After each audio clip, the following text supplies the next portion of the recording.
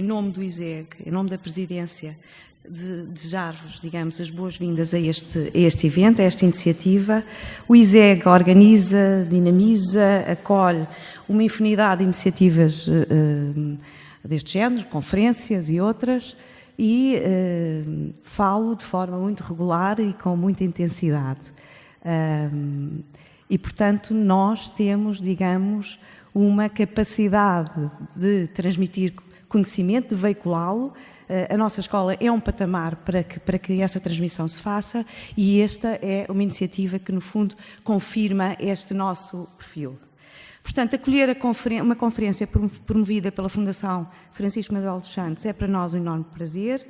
É uma fundação que não é muito longa na sua existência, mas tem, digamos, e eu como espectadora, digamos, da sua atividade, reconheço, eu e muitos outros, digamos, a afirmação que tem feito na sociedade de forma muito marcada e como grande divulgadora de trabalhos e de estudos e de contributo para a melhor compreensão da nossa sociedade. E, portanto, um bem-ajam à Fundação por esta organização, por a organização de mais uma conferência, mais uma iniciativa.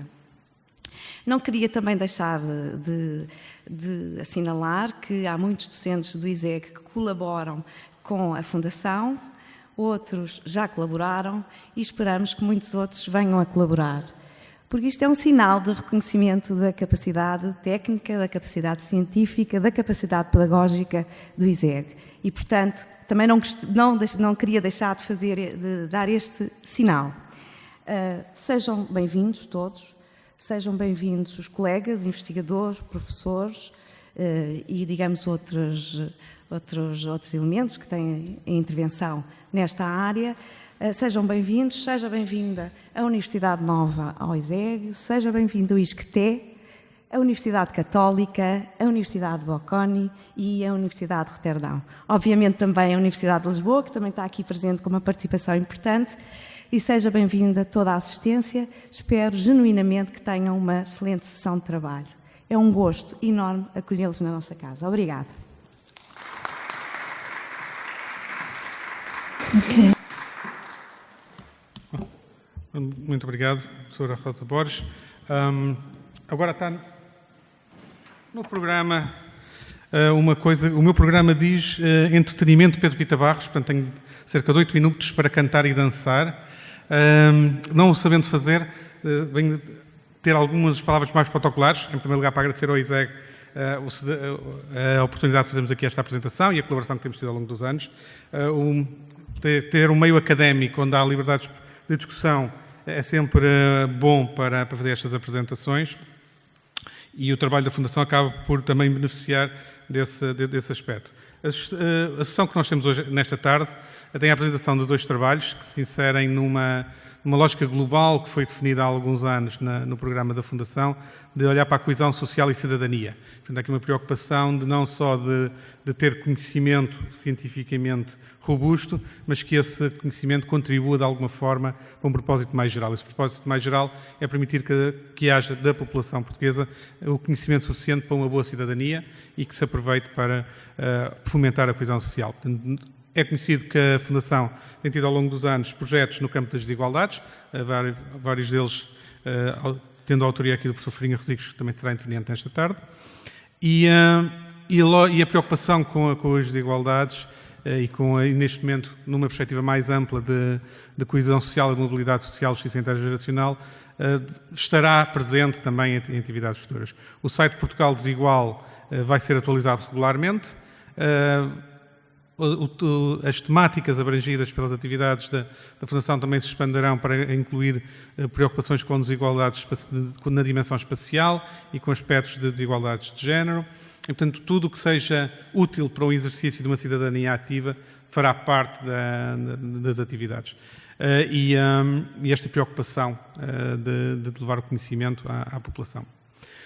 O que temos nesta primeira fase, nesta primeira parte da tarde de mobilidade social em Portugal, traz um trabalho que vem começar a preencher um buraco de informação que existia em Portugal. Era fácil falar-se, em geral, sobre a mobilidade social em Portugal sem ter números iria muito beber às experiências de cada uma das pessoas ao que estava. E às vezes só o parar um pouco e pensar o que é que se quer dizer por mobilidade social, como é que nós conseguimos operacionalizar para perceber o que é que a realidade nos diz, pode ser útil, e a partir daí começar a criar pistas futuras. Portanto, o trabalho que hoje é apresentado não será a última palavra escrita sobre mobilidade social em Portugal, mas será certamente uma palavra importante, será certamente um marco importante na sistematização do conhecimento e na definição de metodologias para alicerçar esse conhecimento. Reparem que o próprio conceito de mobilidade social pode ser entendido de muitas formas e é fácil encontrar diferentes formas de fazer. O que está implícito até no título que foi dado à ação como um todo esta tarde, é que o destino dos filhos não será ditado pelo que foram os pais. De alguma forma é isso que está presente na lógica da mobilidade social. Agora, como é que se torna concreta esta noção é importante. E reparem que esta noção de mobilidade social, de alguma forma, corresponde à ideia de uma igualdade de oportunidades real que tem que existir. E se estamos preocupados com justiça dentro da sociedade, normalmente isso significa igualdade de oportunidades, o que nos leva quase necessariamente para oportunidades de mobilidade social estarem presentes. E, portanto, a lógica de cidadania e de coesão social, obviamente, tem que ter contribuições de perceber o que é a mobilidade social dentro numa sociedade. Agora, o que é a situação em Portugal, como é que ela evoluiu nos últimos anos, como é que ela compara com o que se passa nos nossos parceiros da União Europeia. Isso será debatido pela Teresa e pela Marli com o Carlos Farinha Rodrigues, que fará um comentário, e veremos isso. Veremos também que um dos aspectos importantes que resulta do estudo estará associado a questões de uma forma geral, podemos designar como questões de género, e daí também depois termos a palestra que eu introduzirei mais à frente, da professora Paula Profeta, que cola muito bem com esta lógica do que é que nos traz este estudo de mobilidade social agora. Não? E, portanto, reparem que se nós queremos pensar em sociedades numa sociedade que se pretende justa e que haja cidadania ativa, medir a mobilidade social deveria ser feito com regularidade. Se vai ser feito com regularidade ou não, veremos no futuro, mas pelo menos temos aqui um primeiro marco de como é que poderemos passar a fazer alguma dessa medição, e se não teremos todas as respostas esta tarde, poderá até haver contribuições, espero que haja contribuições interessantes da audiência sobre o que é que possam ser formas interessantes de continuar a discussão sobre mobilidade social. Pelo menos teremos um ponto de partida para saber que perguntas e que metodologias poderemos querer responder para termos uma resposta mais robusta a esta questão da mobilidade social, se traduz ou não em oportunidades igualdade de oportunidades entre a sociedade. Também importante é pensar que um aspecto importante é tirar fotografias ou tirar pequenos filmes, fotografias sequenciais, mas depois também pensar quais são as alavancas de intervenção que se possa ter, caso se queira ter algum tipo de intervenção. E aqui também é importante perceber que aspectos nós conseguimos medir, para depois pensar que intervenções poderemos ter que afetem esses objetos de mensuração.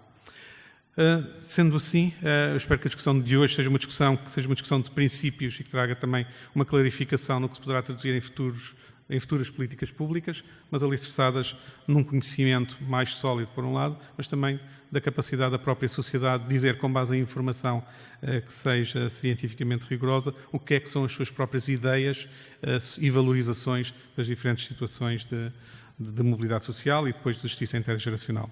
Espero com isto ter dado, de uma forma um bocadinho confusa, é sempre o habitual, ter dado o porquê deste tema ter surgido. Não é? Isto é, se pensarmos só fazendo 30 segundos o filme como eu teria na cabeça, se tivesse tido tempo para escrever com calma e sossego, que é, se pensarmos em coesão social, é importante cidadania ativa. Cidadania ativa faz-se com conhecimento, mas cidadania ativa também significa igualdade de oportunidades.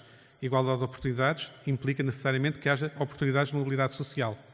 E o que nós vamos ver é precisamente o que é que aconteceu em Portugal nos últimos 50 anos, na última meia década, no último meio século, e perceber se essas igualdades de oportunidades estão lá, se estão a melhorar e o que é que nós podemos esperar para o futuro quanto a isso. Era este o sumário de 30 segundos, do qual eu depois acrescentei algumas coisas. Sendo assim, como vocês não estão aqui para me ouvir, passo à apresentação do estudo Mobilidade Social em Portugal, pela Teresa Bagdouvi e pela Marli Fernandes. Por favor, queiram se dirigir ao palco, e o Carlos Farinha Rodrigues depois fará o comentário, poderá também já tomar o seu posto de trabalho durante esta tarde. Muito obrigado. Como quiseres.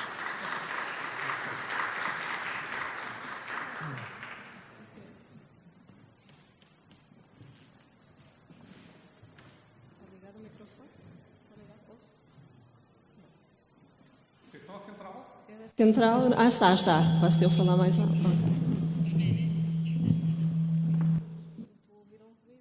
Vou continuar e se houver algum problema, digam. Boa tarde. Primeiro que tudo, queria agradecer à Fundação Francisco Manuel dos Santos o desafio, o apoio e o financiamento para este estudo.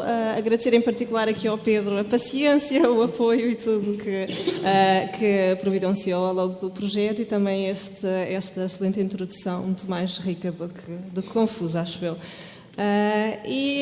Gostaria, antes de começar, de dizer que também estou muito contente de estar aqui de volta ao ISEG, que tantas oportunidades me deu e que tanto contribuiu para as minhas próprias oportunidades. E também onde eu, há já 22 anos, me apercebi de facto de alguma mobilidade social entre os nascidos em meados da década de 70, como nós iremos ver aqui. Portanto, foi uma coisa que eu, quando entrei aqui, me comecei a perceber também. Portanto, iremos ver agora até que ponto é que isso foi uma novidade.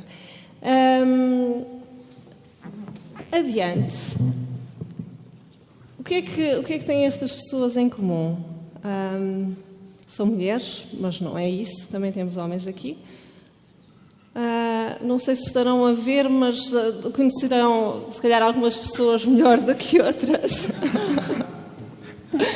Todas estas pessoas têm, de uma forma ou outra, uma profissão semelhante, ou de alguma forma semelhante aos seus pais. Está ali um rapaz que vocês talvez ainda não conheçam, mas ainda vai dar que falar. Eu acho que sim. Ora bem, isto é injusto? Isto representa desigualdade? Acontece por causa da desigualdade de oportunidades ou não? É injusto que estas pessoas sejam tão bem-sucedidas como os seus pais e tenham profissões semelhantes aos seus pais? Sim e não. Quer dizer, isto acontece por muitas influências que não são só influências injustas. Portanto, poderá haver alguma justiça e alguma injustiça nisso, poderá haver fatores que são evitáveis ou não e, como tal, fatores que são passíveis de intervenção de políticas públicas. Mas isso eu voltarei um pouco no fim a uma certa reflexão sobre o que é que são fatores que estão por trás da transmissão entre pais e filhos, mas isto era só para começar com uma certa motivação e alguma provocação. Portanto, adiante. Em resumo, vou dar já um resumo dos resultados e depois entrarei em um pouco mais detalhe no que é que nós fizemos. O estudo é longo, não sei se já viram, não dava aqui para estar a fazer tudo e nem sequer para resumir. Portanto, o que eu faço aqui é um resumo dos resultados mais importantes e ao longo da apresentação vou apresentar uma seleção de resultados. Portanto, eu chamo de se calhar mais seleção do que resumo, porque há coisas que não haveria tempo para estar aqui também a resumir, mas no fim da apresentação tenho mais gráficos que não couberam aqui na apresentação principal, portanto podem vir a ser úteis depois na discussão. Portanto, o que é que nós fazemos? Fazemos olhamos para dois aspectos da mobilidade social, dois grandes aspectos. Um deles é a mobilidade de pais para filhos. Até que ponto é que, de facto, eu dei alguns exemplos, mas até que ponto é que, de facto, isto acontece mais em Portugal do que nos outros países, ou acontece muito os filhos terem profissões semelhantes aos pais, ou terem um estatuto socioeconómico semelhante ao dos pais. Nós olhamos para isso com um enfoque em Portugal, mas fazemos uma comparação à média da União Europeia. E fazemos isso ao nível de, portanto, o Pedro falava antes, o que é mobilidade social, como é que podemos operacionalizar, e isso em muito depende dos conceitos que podemos ter a priori, mas depende também da disponibilidade de dados. Portanto, tendo isso tudo em conta, o que nós olhámos para aqui foi a associação entre a profissão do pai e a profissão e o rendimento dos filhos. Aqui pai é pai, não é pai e mãe. Nós temos também dados para a mãe, mas não optámos aqui, por diversas razões, por olhar para o pai. E a profissão e rendimento dos filhos, e neste caso é filhos e filhas. Olhámos também para a relação entre a escolaridade do pai e a escolaridade e o rendimento dos filhos. E aqui, em suma, o que é que nós observamos? Que esta mobilidade, em todos estes aspectos, a mobilidade é mais fraca em Portugal do que na média da União Europeia. Não tivemos a oportunidade de olhar país a país, portanto, comparámos Portugal com a média da União Europeia. Tende a ser mais fraca. Já se sabia também de outros estudos anteriores em relação a algum destes aspectos, mas o que se viu foi que houve um progresso em Portugal e uma aproximação à média da União Europeia. Como é que nós observamos este progresso? Nós dividimos os nossos dados em cohortes de nascimento. Portanto, fomos olhar indivíduos nascidos na década de 1940, portanto, 40 a 49, década de 50, 60 e depois os mais novos foram de 70 a 85. E quando eu falo aqui em progresso é ao longo destes cohortes. Portanto, há, em geral, menos mobilidade nestes aspectos em Portugal do que na União Europeia, mas esta mobilidade tendeu a aumentar ao longo do tempo, portanto, indivíduos mais novos, em alguns destes aspectos com algumas alterações dramáticas num período de tempo pequeno, como iremos ver. A outra parte do trabalho, que são duas partes, mas eu pus aqui tudo dentro da mesma, portanto, a mobilidade para o mesmo indivíduo ao longo do tempo, que normalmente se chama mobilidade intrageracional. Portanto, intrageracional quer dizer que é dentro de uma mesma geração, mas aqui o que se faz na prática é mesmo olhar para o mesmo indivíduo de um ano para o outro, ou nós olhamos de um ano para o outro ao passado uns anos, também por questões de limitação de dados. E fizemos isto em relação aos rendimentos familiares, portanto, o rendimento global disponível do agregado familiar. Aqui podemos comparar Portugal com a União Europeia. Nos salários, fizemos isto apenas para Portugal, com uma base de dados dos quadros pessoal para Portugal. Em relação aos rendimentos familiares, onde podemos também, tal como na mobilidade intergeracional, podemos comparar com a União Europeia, aqui também se observou uma mais fraca mobilidade em Portugal do que na média da União Europeia. Isto foi também já visto por outros estudos. O que nós fizemos aqui de diferente foi o horizonte temporal, deve ser talvez a maior diferença. E depois olhamos para alguns aspectos mais em detalhe, se calhar do que noutros estudos, mas a grande diferença foi o horizonte temporal. Portanto, usámos todos os dados que tínhamos à nossa disposição de Portugal e da União Europeia para tirar aqui uma fotografia muito abrangente da mobilidade nos rendimentos familiares ao longo do tempo.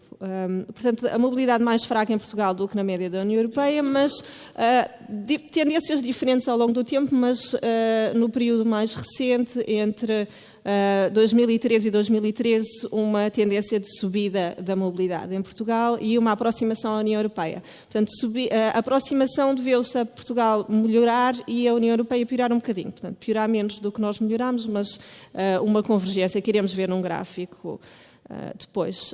Para salários, fizemos só para Portugal e aqui observámos um pouco, não bem ao contrário, mas diferente do que vimos para os rendimentos familiares, sobretudo uma tendência para a diminuição da mobilidade aqui.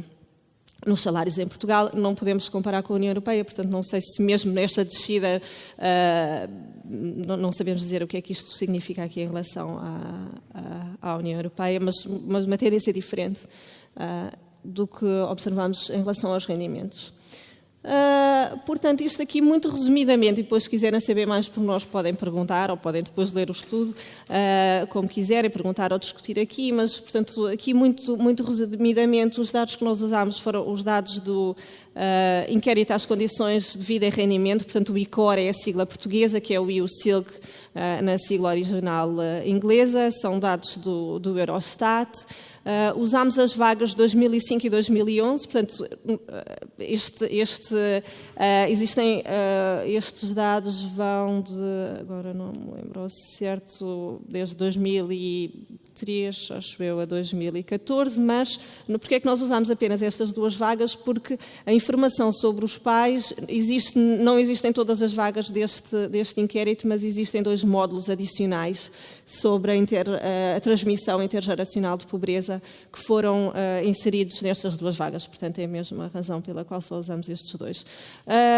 Quando eu digo média da União Europeia, a média da União Europeia há 28, com a exceção que em 2005 tínhamos menos 4 países que ainda não estavam no EU-SILC. Digo EU-SILC e COR é a mesma coisa.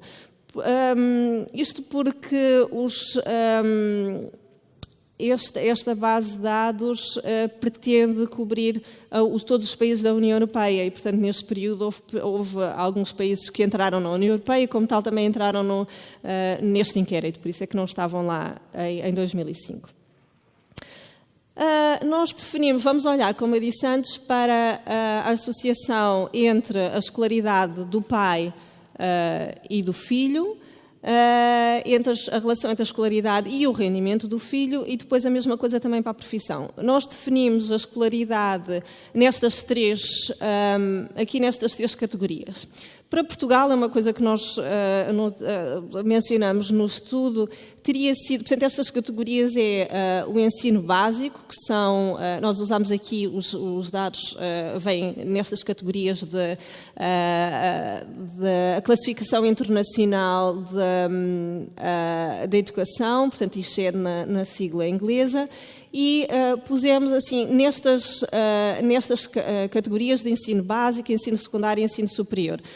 Teria sido interessante, sobretudo para Portugal, teria sido interessante dividir aqui o básico ainda mais, portanto, até nem nenhuma escolaridade, ou aqui, porque isto aqui é até o 3º ciclo do ensino básico, teria sido interessante dividir, vão ver até porque alguns dos resultados para os indivíduos mais velhos, a grande maioria está nesta categoria aqui. Não o fizemos porque, por uma questão de comparabilidade, há algumas diferenças entre o inquérito em 2005 e 2011 e também de pais para filhos, portanto foi isso que levou aqui a esta categorização, mas teria sido interessante tentar fazer aqui um estudo um bocadinho mais detalhado para Portugal, que não fizemos. A profissão, agrupámos aqui nestas 4 categorias com base na classificação internacional de tipologia de profissões, isto na sigla inglesa. Portanto, considerámos aqui estas 4 categorias, aqui os números são os números dos grandes grupos desta classificação. Temos na primeira categoria a produção de precisão, reparação, artesanato e operadores, fabricantes e operários, trabalhadores qualificados da agricultura, floresta e pesca na segunda categoria, técnicos de serviços, vendas e pessoal administrativo na 4ª e na última gestores e profissionais. Em algumas das análises agregámos mais ou menos ainda estas categorias. Isto são os primeiros resultados que eu vos vou mostrar, são em relação à mobilidade na escolaridade em Portugal. O que é que nós fizemos aqui? Portanto, cada um destes painéis mostra-nos, eu agora reparo que as cores não estão a funcionar muito bem, portanto eu vou tentar apontar ali para as barras.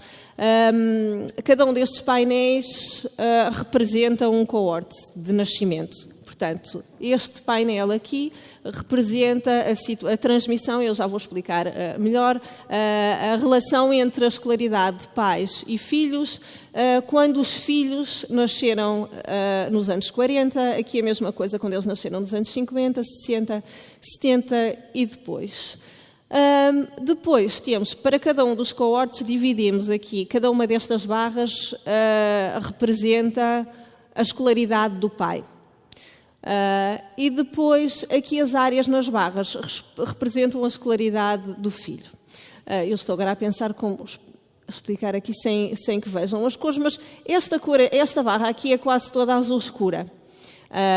Ou 87%, cerca de 90% aqui desta barra é azul escura. O que é que isso significa? Que significa que entre os indivíduos que nasceram em 1940, os filhos daqueles de pais com ensino básico, cerca de 90% não passaram também além do ensino básico. Isto para indivíduos nascidos em 1940. A situação altera-se um bocadinho, mas não muito, quando nós vamos comparar os filhos de pais com ensino básico para diferentes coortes. Altera-se muito, ou seja, esta barra azul decresce aqui um pouco e aqui um pouco mais, mas onde ela decresce muito mais, vejam esta barra que era aqui os cerca de 90%, aqui o azul é quase tudo, aqui o azul é um pouco mais metade, cerca de 57%.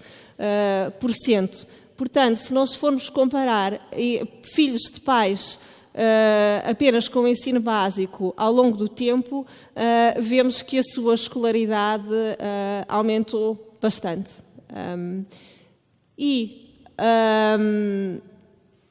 A sua escolaridade aumentou bastante, ou seja, a forma, até que ponto é que a escolaridade dos pais e dos filhos está relacionada, diminuiu ao longo do tempo. Portanto, se aqui tínhamos quase todos filhos de pais com o ensino básico, também apenas atingiu o ensino básico, isto agora alterou-se muito aqui. E as maiores alterações foram, de facto, as observadas aos mais baixos níveis.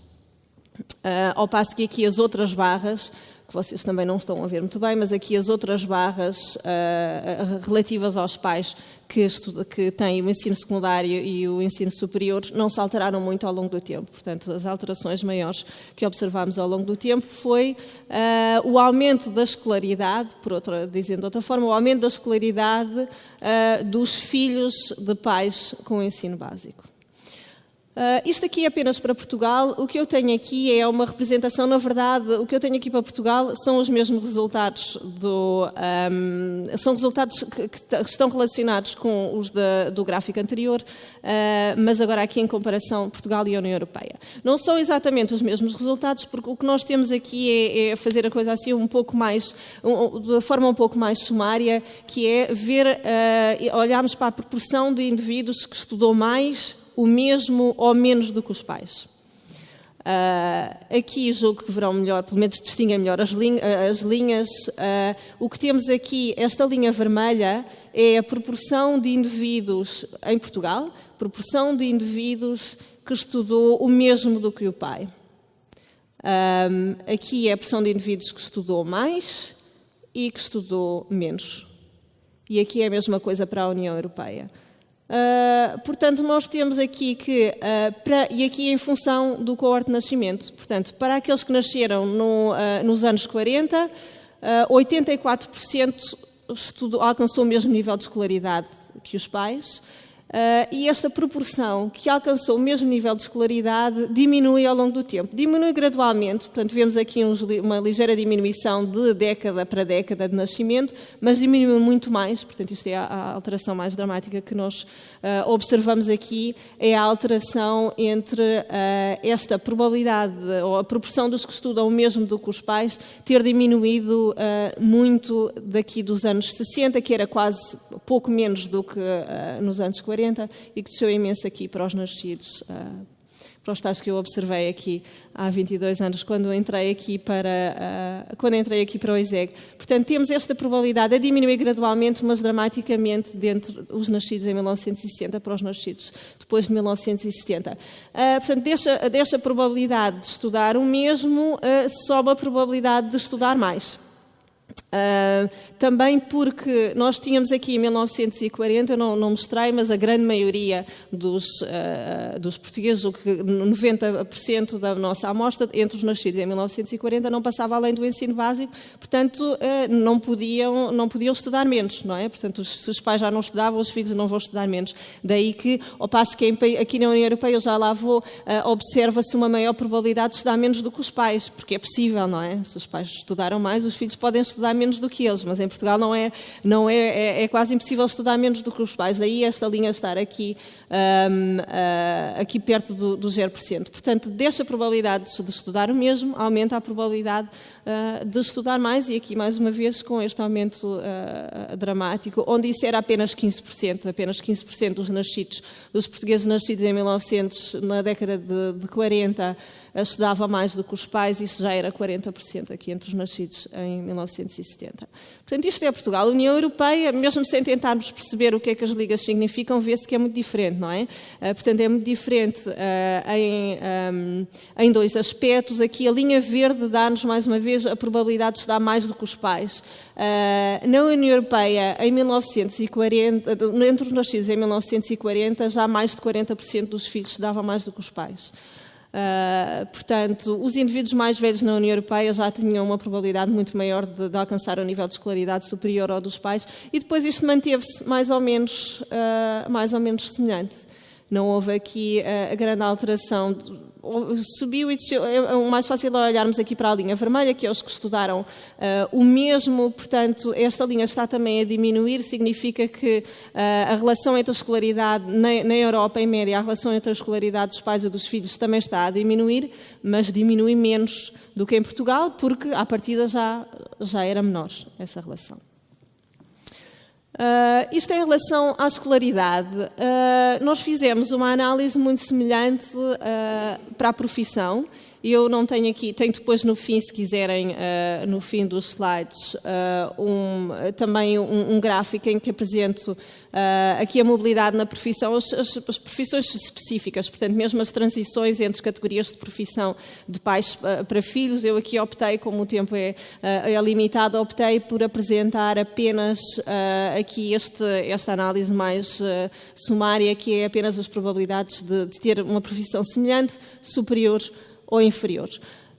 Portanto, aqui, mais uma vez, vemos que grandes diferenças entre Portugal e a União Europeia também. A linha vermelha desce para Portugal e desce para a União Europeia, mas desce mais para Portugal. E desce também mais para Portugal porque, à partida, ou desce menos para a União Europeia também porque, à partida, já era a probabilidade de ter uma profissão semelhante à do pai já era mais baixa do que em Portugal. Entre os nascidos na década de 1940, 64% tinham uma categoria profissional semelhante à do pai, e isso desce para 51% entre os nascidos em 1970. Aqui nós vemos uma diminuição gradual da probabilidade de ter uma profissão semelhante à do pai, ou seja, por outro lado, um aumento gradual da mobilidade social na profissão entre pais e filhos. Mas não tão dramático, não se vê aqui uma alteração tão dramática como se vê no caso da escolaridade entre 1960 e depois os nascidos depois de 1975. Portanto, o que se vê é um aumento gradual da mobilidade, assim, sem grandes choques. Na União Europeia é semelhante, mas com mais mobilidade em todos os coortes e um decréscimo menor. Agora, o que eu vos vou apresentar a seguir, julgo que já é a última coisa em relação à mobilidade intergeracional, é até que ponto nós podemos observar nos nossos dados um impacto desta fraca mobilidade nos próprios rendimentos dos indivíduos. Portanto, nós temos dados também sobre os rendimentos. Aqui olhámos primeiro para a relação entre a escolaridade de pais e a escolaridade de filhos e profissão de pais e profissão de filhos, mas nós podemos fazer um pouco mais do que isso com estes dados, porque temos também os rendimentos dos filhos. Portanto, até que ponto existe em Portugal também menor mobilidade a esse nível em relação aos rendimentos dos filhos também. Portanto, aqui eu estive a falar em detalhe da comparação entre Portugal e a União Europeia e também da evolução ao longo do tempo. No gráfico que se segue, nós também vemos uma evolução ao longo do tempo, mas eu não vou prestar muita atenção a isso porque, enfim, há características da nossa análise e dos nossos dados que não nos permitem, de facto, dizer se a mobilidade aumentou ou diminuiu. Se quiserem, depois na discussão podemos discutir isto mais em pormenor, porque é ou porque não é. Portanto, eu tenho um gráfico que tem uma evolução, mas vou-me focar mais em cada um dos pontos, e se calhar até no último ponto, nos dados mais recentes, mas não vou falar em termos de evolução. Portanto, o que é que nós temos aqui? Temos que, aqui é a relação entre a escolaridade dos pais e o rendimento dos filhos. E fizemos uma coisa semelhante para a relação entre a profissão dos pais e o rendimento dos filhos, que deu resultados muito semelhantes. Portanto, aqui o que é que nós vemos? Mais uma vez as cores. Portanto, o que temos aqui é a linha, são os rendimentos médios dos filhos nascidos em cada coorte, filhos de pais com ensino básico, filhos de pais com ensino secundário e filhos de pais com ensino superior. Portanto, em qualquer coorte, quanto mais o pai estudou, mais o filho ganha. E essas diferenças são maiores para Portugal e para a União Europeia. E isto observa-se, apesar de nós termos visto... Vimos que a igualdade de oportunidades na profissão e na escolaridade aumentou em Portugal ao longo do tempo, mas mesmo para os indivíduos mais novos que nós temos, que nós observamos aqui, ainda se observam aqui estas discrepâncias. Portanto, em Portugal, um indivíduo cujo pai tem um ensino superior ainda ganha em média mais cerca de 6.700 euros do que o filho de um pai com um ensino básico. Isto mesmo entre os nascidos depois de 1970. Portanto, temos os resultados são mais ou menos semelhantes em relação à profissão e tanto a educação como a profissão, em separado, por si só explicam cerca de 10, 11% das diferenças nos rendimentos dos filhos, mesmo os mais novos, nós observamos assim. Aqui, portanto, em suma, porque eu agora irei passar para a mobilidade, muito rapidamente, para a mobilidade intergeracional, observamos aqui Portugal com uma menor mobilidade nestes vários aspectos para que nós olhamos, melhor mobilidade no estatuto socioeconómico de pais para filhos, uma evolução positiva ao longo do tempo, mas ainda assim com diferenças assinaláveis mesmo entre os indivíduos mais novos. Eu vou esperar que o Pedro tire a... Não, tudo bem. Estou a recuperar o fôlego, pode ser. Ora bem, agora tenho 2 minutos para falar da mobilidade intergeracional. O que nós fizemos aqui fomos usar os dados todos que tínhamos ao nosso dispor para comparar Portugal e a União Europeia contra a mobilidade intergeracional. E o que é isto? Fomos olhar não de pais para filhos, seria interessante, até uma questão para discussão, combinar as duas coisas, mas não é isso que é normalmente feito na literatura, não é isso que fizemos aqui. Portanto, aqui fomos olhar apenas para os rendimentos de um mesmo indivíduo ao longo do tempo. E ao longo do tempo é olhar para o rendimento do indivíduo num ano e no ano seguinte, e num ano e passado 4 anos. Nos dados que nós usámos aqui na primeira parte da análise, não nos era possível, sobretudo aqui nos dados mais recentes da primeira análise, não poderíamos ter seguido os indivíduos mais tempo. Portanto, é uma questão que seria interessante, mas aqui não podíamos fazer isso, portanto optámos por, em todas as análises, seguir no máximo 4 anos. E os resultados que vou apresentar aqui até são apenas para as transições de um ano para o outro.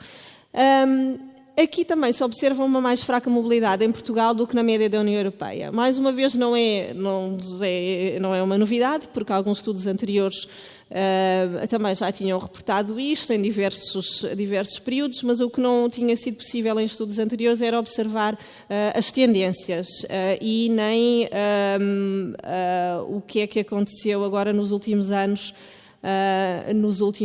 durante a crise económica. Portanto, fomos pegar nos dados todos, a Marli foi pegar aqui nestes dados todos e foi ver o que é que se passou. Portugal esteve, de facto, abaixo da União Europeia em todos os períodos, ou já ultrapassou, ou houve alterações significativas. E, de facto, a tendência é para estar abaixo da média da União Europeia, mas houve uma recente tendência de subida da mobilidade e de uma aproximação à União Europeia. Depois nós fizemos a última parte da nossa análise, foi fazer uma análise muito semelhante à que fizemos para os rendimentos, mas para os salários. Aqui usámos dados dos quadros pessoal, portanto dados administrativos só para Portugal e o que nos permitiu recuar um bocadinho mais no tempo. Aqui os resultados foram diferentes e observou-se sobretudo uma tendência para a diminuição da mobilidade e não da subida, como no caso dos rendimentos. Deixa-me cá talvez racionar, eu apresento este. Portanto, o que é que nós usamos muitos índices é para ver se os resultados eram sensíveis à metodologia, não são. Portanto, o que eu já referi da a menor mobilidade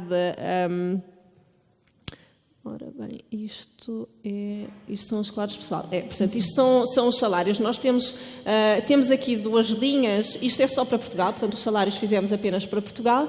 As duas linhas são o quê? Esta linha de baixo são as proporções dos indivíduos que se mantêm no mesmo decile de salários de um ano para o outro em Portugal. Portanto, o decile, do jogo que aqui toda a gente deve saber o que é, portanto, dividimos a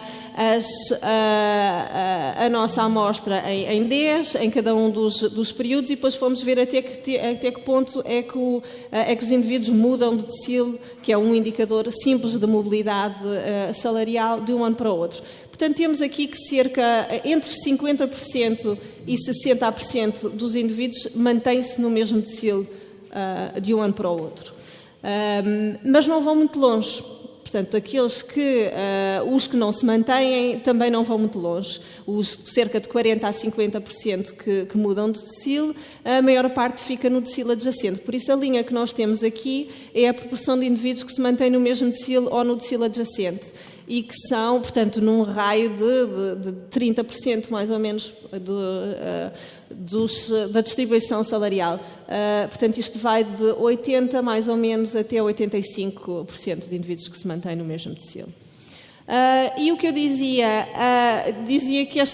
que houve uma tendência para a descida da mobilidade. Portanto, nós aqui vemos linhas a subir, isto é porque se trata de proporção de indivíduos que se mantêm no mesmo decile, portanto é imobilidade, e de facto com uma tendência para aumentar aqui ao longo deste longo período que nós observamos. Algumas oscilações, mas com uma tendência para a subida. Portanto, tendencialmente mais indivíduos a se manterem no mesmo decile, portanto, tendencialmente menos mobilidade social aqui ao longo deste período. Isto aqui é segundo outra metodologia, mas eu vou passar à frente. A mobilidade intergeracional nos rendimentos em Portugal e na União Europeia foi o que fizemos com os dados do IUCILC, do ICORS e também do painel dos agregados familiares nos anos 90. E eu aqui queria também apresentar em jeito de sumário, julgo que isto é o único gráfico que eu tenho aqui. Nós vemos algumas oscilações, mas observam-se aqui tendências diferentes. O azul é Portugal, azul escuro é o índice para Portugal e o cinzento é a União Europeia. O que é isto? Este índice é um índice que olha para até que ponto é que a mobilidade nos rendimentos de um ano para o outro reduz a desigualdade. E a desigualdade medida pelo índice de Gini. Portanto, isto vai comparar a desigualdade período a período, segundo o índice de Gini, com a desigualdade na soma dos rendimentos dos dois períodos. Portanto, quanto maior, suponhamos, que nunca acontece, mas suponhamos que temos um índice de Gini de 30%, 32% mais ou menos, que acontece em Portugal, normalmente. Portanto, temos um índice de 30%, e temos também um índice de 30% no outro ano. Mas se nós olharmos só separadamente, não podemos dizer nada em relação à mobilidade.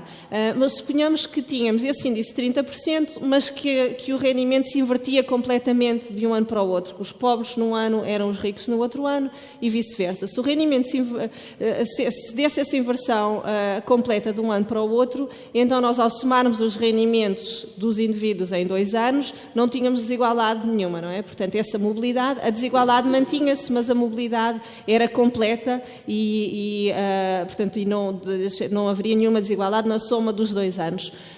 Não é isso que acontece. Portanto, o que nós vemos aqui é até que ponto é que essa mobilidade, alguma mobilidade que há, diminui a desigualdade num período mais alargado, e neste caso é num período de 2 anos. Segundo o índice de Gini, fizemos isto também com outros índices que dão resultados semelhantes. Eu apresento aqui apenas para o Gini. Portanto, segundo este índice e todos os outros índices, até de natureza diferente, que usamos para Portugal e para a União Europeia, Portugal está sempre abaixo da União Europeia em termos de mobilidade nos rendimentos. Portanto, é isso que se vê aqui, esta linha azul para Portugal, sempre abaixo da linha cinzenta da União Europeia. Mas o que se observou foi aqui com umas oscilações, digo já que não sabemos explicar esta oscilação tão grande aqui, mas com algumas oscilações verificou-se uma tendência para a aproximação de Portugal à União Europeia. Portanto, aqui um decréscimo neste índice de mobilidade na União Europeia e um aumento aqui para Portugal com uma tendência então para a aproximação por via das diferentes tendências em Portugal e na União Europeia. 2 minutos, eu acho que vou conseguir acabar a tempo, não estava à espera. Portanto, o que eu tenho agora para fazer apenas mais 2 slides, julgo eu, é falar um pouco então das algumas implicações e algumas recomendações e antes disso até algumas reflexões que têm a ver com aquilo que eu estava a falar ao início, o que é que explica e é tudo justo ou é tudo injusto, o que é que explica estas relações entre estatuto socioeconómico de pais para filhos e também dos mesmos indivíduos ao longo do tempo. Portanto, se calhar fala-se normalmente, fala-se, se calhar não entre economistas, mas mais assim,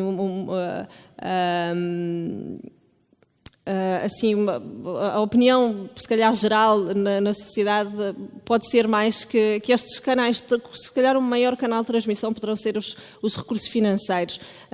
Pois não, eu julgo que temos que pensar também em muitos outros fatores, porque para compreender porque é que esta transmissão existe, tanto de pais para filhos como de um mesmo indivíduo ao longo do tempo, há que tentar compreender uma variedade de possíveis fatores, para depois também pensarmos se as contribuições desses fatores são todas justas ou todas injustas e de que forma é que podemos intervir, se é que queremos intervir aqui, como o Pedro falou ao início. Portanto, há que pensar, para além dos recursos financeiros, é natural pensar que há aptidões inatas, portanto eu tinha ali a Vanessa Fernandes, uma das fotografias era a Vanessa Fernandes, que de certeza que tem jeito, não foi só porque o pai lhe comprou uma bicicleta que ela tem jeito, não é? Portanto, de certeza que há ali um talento inato que se herda, há depois competências adquiridas e tanto, eu julgo que é bom pensar, tanto em relação às aptidões inatas e competências adquiridas, há um reconhecimento, pelo menos na área de economia, que estas competências, estas aptidões não são só ao nível cognitivo, portanto não só ao nível da inteligência natural e da aprendizagem, mas também ao nível de competências sociais e competências emocionais, que tudo isto depois influencia e tudo isto é valorizado no mercado de trabalho. A saúde também, talvez se fale menos, mas o que poderá também explicar algumas destas transmissões, a saúde física, a saúde mental dos indivíduos, o contexto familiar, portanto, diferentes famílias, se calhar, incutem diferentes normas, expectativas, estímulos e apoio aos seus filhos, o ambiente social, as redes de contactos, aqui não só pela negativa, as cunhas que se costumava falar muito antigamente, mas as redes de contactos que existem também podem ter, de certeza que têm uma grande influência na transmissão do estatuto socioeconómico e depois, sem dúvida nenhuma, o acesso à escola e a qualidade da escola. Portanto, isto era aqui para refletir, em relação a algumas destes fatores, há já alguma evidência na literatura de que eles são importantes, outros não, mas o que é importante pensar sobre todos eles. E para terminar, possíveis políticas públicas, eu gostava de, quer dizer, há aqui algumas coisas que eu refiro que o Carlos fala nos estudos da desigualdade, portanto, quando se fala em políticas para tentar promover a mobilidade social, há que pensar, obviamente, as políticas de diminuição da desigualdade num determinado período, como já tem sido muito falado em estudos da desigualdade. Portanto, políticas como combate à pobreza e exclusão social, combate ao desemprego de longa longa duração. E aqui, neste contexto do que vimos aqui neste estudo, sem dúvida que é crucial uma escola pública, e que julgamos que foi crucial para esta evolução que nós vimos aqui ao longo do tempo, o desenvolvimento e a expansão de uma escola pública de qualidade.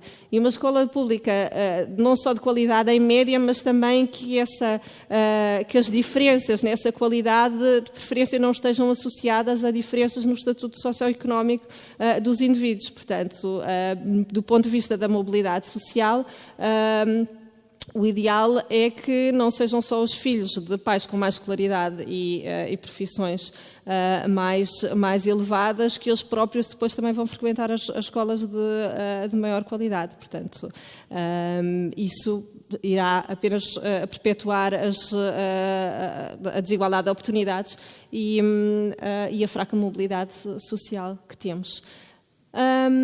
Uma coisa que depois eu gostaria de falar aqui, não é que eu acho que seja mais importante ou que haja até evidência sobre algumas destas coisas, não há. Há muita evidência, mas eu gostaria aqui de salientar outras coisas de que normalmente não se fala, portanto, algumas coisas um bocadinho mais fora da caixa, como por exemplo, o pré-escolar já se vai falando mais, e há evidência em relação a isso, a importância do pré-escolar, um pré-escolar de qualidade para diminuir a transmissão intergeracional do estatuto socioeconómico. Aqui um pouco mais fora da caixa fala-se noutros países também políticas de habitação. E porquê? Portanto, políticas de habitação que promovam a integração em vez de segregação de áreas de residência relacionadas com o estatuto socioeconómico dos indivíduos. Eu não digo mais nada, posso deixar isto aqui. Exatamente.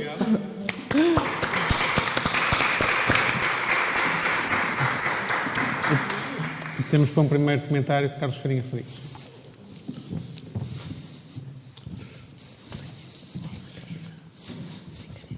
Não tenho. Bom, muito boa tarde a todas e a todos.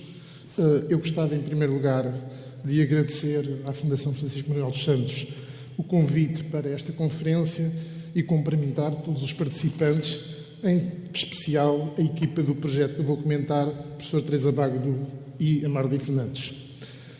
Queria também reforçar as palavras que a professora Rosa Borges já referiu de bem-vindas ao ISEG. É sempre para nós um prazer acolher estas iniciativas da Fundação Francisco Manuel dos Santos, que, no fundo, consubstanciam uma relação bidirecional de incremento da atividade científica e de apoio à realização de estudos sobre a realidade portuguesa. Deixem-me referir também que é para mim um prazer comentar este trabalho, por duas razões. Pela relevância do tema e a proximidade às minhas próprias áreas de investigação, e pelo facto de o seu coordenador, a Teresa Bago de Luva, cujo início da carreira profissional tive a oportunidade de acompanhar no INE, isto para além do facto que não é desplecente de que a Teresa é também uma pessoa da casa e de um dos cursos mais prestigiados do ISEG, que é o curso de Matemática Aplicada à Economia e Gestão. Antes de iniciar os meus comentários, só uma observação. Eu vou comentar o relatório em si mesmo e não exclusivamente a apresentação que aqui a Teresa teve a oportunidade de fazer, e posso desde já garantir-vos que o trabalho que a Teresa e a Marli desenvolveram é muito mais profundo, muito mais abrangente que aquilo que, num espaço limitado de tempo, a Teresa teve a oportunidade de aqui apresentar. Portanto, de alguma forma, eu não conhecia a apresentação que a Teresa fez, mas o trabalho é muito mais vasto e mais abrangente daquilo que, no espaço de tempo que lhe foi atribuído, a Teresa aqui pôde apresentar. O primeiro aspecto que eu gostaria de destacar tem a ver com a relevância e a atualidade do tema. Compreender a mobilidade social é um elemento fundamental para perceber os mecanismos sociais que ocorrem na sociedade portuguesa e as principais mutações que nela acontecem. Não é possível discutir os déficits de eficiência e os déficits de equidade que atravessam a nossa sociedade, sem remeter para as questões de igualdade de oportunidade, para o papel que nesses déficits desempenham aquilo que muitas vezes é designado por elevador social. Mas este estudo ocorre igualmente após um período de profunda crise económica e social, onde as questões da mobilidade ganharam uma relevância acentuada. Uma das leituras mais preocupantes desta crise prende-se com a clara inversão de expectativas em relação à qualidade de vida das novas gerações. Contrariando uma tendência com décadas, generalizou-se a ideia de que, pela primeira vez, o bem-estar das novas gerações irá ser pior do que o daquelas gerações que as precederam. Ainda não existem dados necessários para validar ou invalidar esta leitura. Mas, quando eles existirem, as questões de mobilidade analisadas neste estudo da Teresa revelar-se-ão imprescindíveis. Um outro aspecto que eu gostaria de sublinhar tem a ver com o trabalho hercúleo que está no tratamento da informação necessário para produzir este estudo.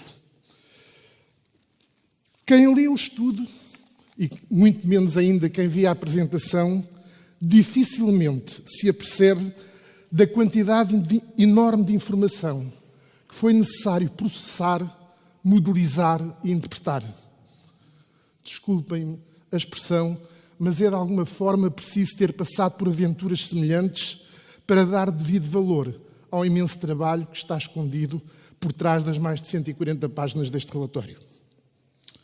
Um outro aspecto que eu gostaria de salientar como inovador trabalho agora apresentado prende-se com a coragem que os autores tiveram para trazer a análise da mobilidade social em Portugal para o campo da economia. Tradicionalmente, este tipo de estudos tem estado no nosso país, preferencialmente no campo de outras ciências sociais, muito encostado à noção de classes sociais e raramente sujeitos à lupa e à caixa de instrumentos do economista. O estudo agora apresentado é claramente um estudo económico, com tudo o que isso tem de positivo, mas também de limitativo, como terei a oportunidade de discutir mais à frente. Feitas estas observações genéricas sobre a importância do trabalho, permitam-me fazer 3 reflexões que a leitura do estudo da Teresa me suscitou, que são transversais ao conjunto de trabalho agora apresentado e que, na minha opinião, não são completamente esclarecidas no texto. Se a Teresa achar que elas são relevantes, gostaria de ouvir a sua opinião sobre as mesmas, ou pelo menos deixá-las para um debate futuro que este estudo necessariamente suscitará. A primeira reflexão tem a ver com a relação entre mobilidade social e desigualdade. Um dos aspectos mais fortes do estudo é a demonstração que quer a mobilidade intergeracional, quer a mobilidade intrageracional é significativamente mais baixa em Portugal que no conjunto dos países da União Europeia. Por outro lado, constata-se que Portugal é igualmente um dos países com maiores níveis de desigualdade económica na Europa. Seria interessante levar mais longe esta discussão sobre a importância da mobilidade ou da sua ausência na desigualdade no nosso país. Deixem-me concretizar. O estudo refere, alguns na página 134, que entre 2014 e 2015 a mobilidade reduziu a desigualdade em Portugal em 2,2% e de 5,4% na União Europeia. Aliás, esses dados estavam num dos slides que a Teresa apresentou. Ou seja, atribui-se explicitamente um papel equalizador de desigualdade, um papel equalizador à mobilidade social. Será legítimo afirmar que uma maior mobilidade, subentende-se ascendente, tem um maior efeito equalizador? É algo que, com o trabalho desenvolvido, mereceria uma resposta mais detalhada. Por exemplo, seria interessante perceber se, a nível europeu, que tipo de associação existe entre níveis de desigualdade e níveis de mobilidade social. A segunda reflexão tem a ver com a relação entre mobilidade social e crescimento económico. O estudo constata que ao longo do período analisado, o rendimento disponível das famílias teve um crescimento relativamente expressivo até 2009, passando a partir daí por um período de quebras de rendimento que se acentuou na recente crise, em particular entre 2010 e 2011. Ao analisar a mobilidade intergeracional, o estudo constata, na página 105, que entre 93 e 2000 a tendência foi sobretudo para uma diminuição da mobilidade. Já entre 2003, e passo a citar, salvo oscilações, registou-se sobretudo um aumento. Ou seja, na minha opinião, talvez se justificasse uma análise mais incisiva entre o nível e o tipo de crescimento dos rendimentos e o nível e o tipo de mobilidade social. Ou seja, não é suficiente a associação entre o crescimento e a mobilidade, mas também entre o tipo de crescimento, nomeadamente a relação do crescimento das várias partes da distribuição e o tipo de mobilidade. Todos os elementos necessários para esta análise estão no estudo da Teresa. Acho que é mais uma questão do enfoque, no fundo, esclarecer um pouco melhor esta relação entre mobilidade social e crescimento económico. E, no fundo, responder a uma questão tão simples quanto isto. Em períodos de crescimento, é mais fácil haver mobilidade social ou o contrário? A terceira reflexão tem a ver com a relação entre mobilidade salarial e a mobilidade associada ao conjunto dos rendimentos. Não sei se ficou muito claro da apresentação, mas na discussão da mobilidade intrageracional existem dois capítulos, dois blocos do relatório apresentado pela Teresa Bago de Uva.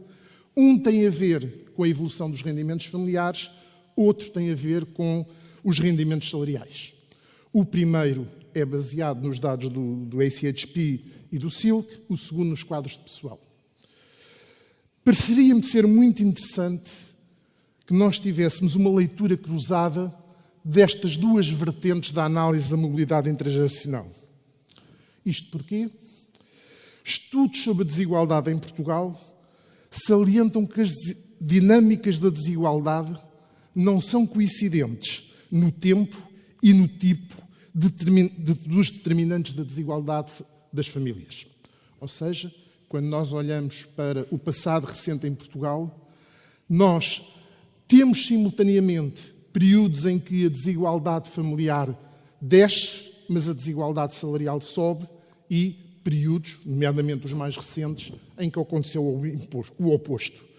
Ou seja, há aqui dinâmicas diferentes da desigualdade salarial e da desigualdade familiar. Isto, apesar de a desigualdade... apesar de os salários constituírem a principal fonte do rendimento familiar. Seria curioso discutir se passa o mesmo com os diferentes tipos de mobilidade. Feitas estas reflexões mais globais e transversais que a leitura do estudo me suscitou, gostaria agora de colocar, muito brevemente, e o Pedro dir-me-á quanto tempo tenho, algumas questões pontuais. Sim, chega. A primeira questão prende-se com a análise do capítulo 2, isto é, com a mobilidade intergeracional. Nesta área específica, uma visão exclusivamente económica parece-me tão limitativa como, por exemplo, uma abordagem exclusivamente assente na visão dos sociólogos ou de outra qualquer ciência social. É claramente uma temática que apela a uma abordagem multidisciplinar. A caixa de ferramentas do economista é, na minha opinião, indispensável, mas não podemos ficar confinados à sua utilização. E isso nota-se essencialmente na capacidade de fazer uma leitura integrada dos resultados obtidos. Em termos práticos, o que tem acontecido em Portugal é que estes estudos, como eu também já referi, têm estado muito nas mãos e na capacidade analítica de investigadores de outras ciências sociais, havendo claramente um déficit de estudos económicos sobre isso. A Teresa fez exatamente o que era necessário, que é corrigir essa situação. Mas talvez agora o pêndulo tenha passado demasiado para o outro lado. Falta aqui, porque as questões da mobilidade intergeracional assim o exigem, uma leitura mais interdisciplinar que consiga conjugar o rigor da análise económica com uma vertente mais abrangente de outras ciências sociais. Mas este é uma observação um pouco a passant. O outro aspecto que eu gostaria também de ouvir a Teresa e que é algo que passa por várias fases do texto e que tem a ver com aquilo que eu poderei designar por envolvente macro da análise da mobilidade. Bom, o que é isto? À falta de melhor termo, isto é uma expressão que eu inventei para designar o quê? O eu sentir que muitas vezes o estudo está demasiado preso aos dados que está a trabalhar, recorrendo menos a um enquadramento, a uma visão mais macro. Por exemplo, o estudo desenvolve uma análise exaustiva da comparação do nível de educação entre pais e filhos. É uma análise efetivamente muito valiosa, com muita informação, mas em nenhuma parte se refere à envolvente legislativa que ao longo dos anos alterou, por exemplo, o ensino obrigatório e os dados macro da participação da população nos diferentes graus de ensino. A consequência é que nem sempre é fácil distinguir o que é o trend da evolução dos níveis educativos do conjunto da população do que são processos individuais de ascensão social por via da educação. Note-se que mesmo o nível de instrução, isto é, o mesmo grau obtido, pode significar ao longo do tempo coisas diferentes em termos de estatuto social e económico. Basta, por exemplo, pensar nas alterações que se têm verificado no prémio associado ao ensino superior, em particular à licenciatura nas últimas décadas. Um outro exemplo desta não consideração da envolvente macro acontece no caso da observação das profissões. Por exemplo, quando se refere à mobilidade associada a profissões como a agricultura ou a pesca, não se pode omitir completamente o forte decréscimo da população ativa que exerce essas profissões no conjunto do país. É evidente que nós analisarmos a mobilidade ao comparar a profissão do pai com a profissão dos filhos num setor que antes ocupava 20% da população e que agora só ocupa 2% da população, há ali fatores para além das questões da mobilidade. Há também uma alteração estrutural da estrutura do emprego que deve ser tida em conta. E mais uma vez aqui, torna-se particularmente difícil distinguir o trend do que é mobilidade efetiva. Obviamente que a não consideração desta envolvente macro de análise não invalida os principais resultados obtidos, mas a sua consideração permitiria precisar alguns desses resultados. Devo confessar que gostei muito da análise do capítulo 3, a mobilidade intrageracional dos rendimentos familiares. Talvez porque é aquele que mais diretamente se aproxima das minhas áreas de investigação. O único aspecto em que não estou convencido, isto é, que tenho mesmo muitas dúvidas, é quanto às vantagens de truncar a análise retirando os percentis de topo e de base. A Teresa não teve a oportunidade aqui de referir isso, mas a análise dos rendimentos, ela exclui quer o último percentil, quer o primeiro. Eu percebo as razões da redução dos valores extremos, mas no caso concreto da mobilidade, como no caso das generalidades, isso pode omitir elementos importantes que vale a pena tentar perceber. Por outro lado, a minha experiência do INE, e também a experiência que certamente a Teresa teve enquanto trabalhou no INE, diz-me que essa análise de outliers deve ser vista com algum cuidado, porque é verdade que esses valores são mais suscetíveis de erro, mas também é verdade que são aqueles valores que, na produção dos dados, passam por um crivo maior de controle da qualidade. Eu quase que diria, pelo menos em relação às áreas com que trabalho no INE, que há mais cuidado na verificação e na validação dos dados dos extremos que os dados que passam mais despercebidos do meio da distribuição. Isto tem uma outra consequência. A Teresa, e bem, utiliza um conjunto variado de indicadores para estudar a mobilidade. Ora, como esses vários indicadores têm diferentes sensibilidades a diferentes partes da distribuição, este processo de truncagem tem efeitos diferenciados sobre os vários indicadores, o que pode induzir algumas leituras menos corretas. Um outro aspecto que eu também gostaria de ver mais aprofundado, ou pelo menos ouvir a Teresa sobre isso, um minuto. Muito bem. Tem a ver com a expressão que é utilizada em várias partes do texto, que diz que a desigualdade é menor quando se alarga o período de análise. Isto é basicamente verdade, mas remete muito para as questões do rendimento permanente como a melhor forma de analisar a distribuição dos rendimentos, a desigualdade e também a mobilidade. Também aqui haveria algum interesse em aprofundar essa ideia.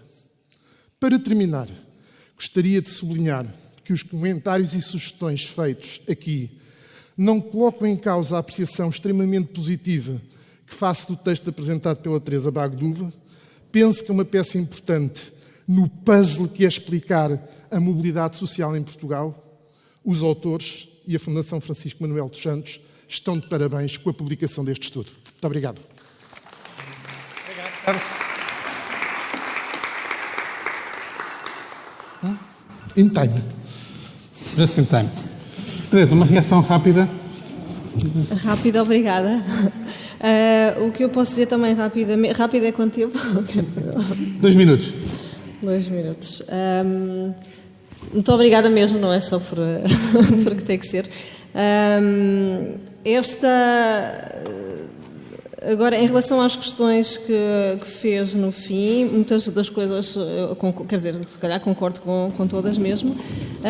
Eu julgo que, se calhar, algumas destas limitações, e já agora aproveito para fazer publicidade a um programa que eu gravei hoje com o Vasco Ramos do ICS na Rádio Renascença, que acho que vai passar no sábado de manhã, em que algumas destas limitações são de alguma forma colmatadas, porque foi uma conversa muito interessante e ele deu alguma pôs estes resultados em algum contexto que foi muito interessante, portanto alguma interpretação que de facto nós, conceito de contextualizar os resultados, interpretar que podíamos ter feito no texto, ele contribuiu para isso hoje meio, portanto recomendo que ele explicou melhor do que eu explicaria aqui, mas concordo com tudo o que disse.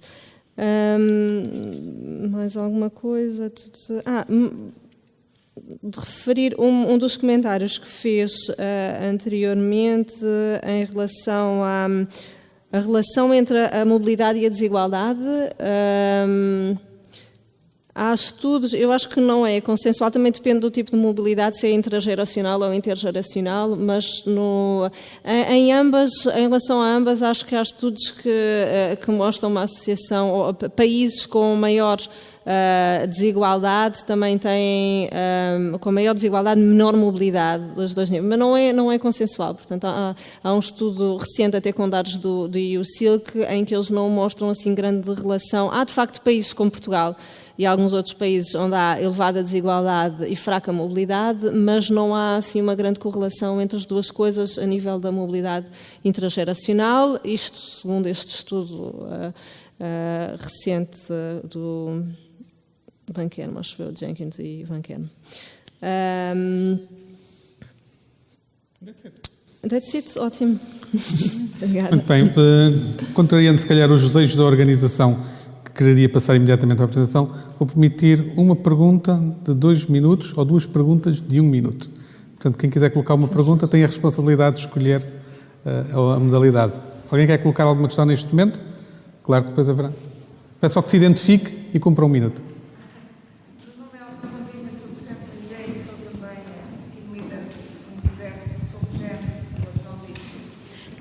isso que coloco a questão. É fundamentalmente porque gostaria de saber, para já quero dar os parabéns não só à Fundação como ao trabalho que realizaram, porque é óbvio que é a ponta do iceberg que foi aqui apresentado, não é? E terei muito gosto em ler o trabalho completo. Por outro lado, gostava de saber se tem a noção em que medida é que apenas considerar o pai e não considerar a mãe poderá, em particular nas gerações, nas coortes mais recentes, introduzir algum enviesamento. Eu, pessoalmente, acho que valeria a pena investigar. Eu compreendo que não se pode investigar tudo, mas acho que se têm nos vossos planos estudar, portanto, a questão da mobilidade, mas com a incorporação da mãe, não é? Porque... Como demorou menos de um minuto, há outra pergunta que pode ser aceita. Dado o meu aspecto draconiano, não há mais perguntas. Eu quero dar uma resposta em 30 segundos. Se está nos planos, depende, ainda vamos ter que delinear os planos futuros. Se está nos planos, olhar para o pai e para a mãe. Se pode ter enviesado, quer dizer, os resultados, julgo que valem o que valem. Portanto, é a relação entre o estatuto do pai e do filho, e sabemos que podemos estar aqui, podem estar a escapar coisas em relação à mãe, e seria, se calhar, teria sido importante olhar para a relação entre mãe e filho, mas se calhar ainda mais mãe para filha, sobretudo em relação à profissão, porque há uma coisa que se calhar poderá de certa forma ter influenciado os resultados, porque nós depois olhamos por sexo, eu não mostrei aqui, mas olhamos também para a mobilidade por sexo. E houve mais mobilidade de pai para filha do que de pai para filho, e o maior aumento dessa mobilidade. Portanto, isso pode ter a ver com algumas questões do tipo de profissões das mulheres e dos homens, que pode ter influenciado isso. Se calhar termos olhado de mãe para filha podia ter dado resultados diferentes do que os que obtivemos aqui de pai para filha. Pode ter acontecido. E that's it. That's it. Muito obrigado. E mais uma ronda para poder agradecer.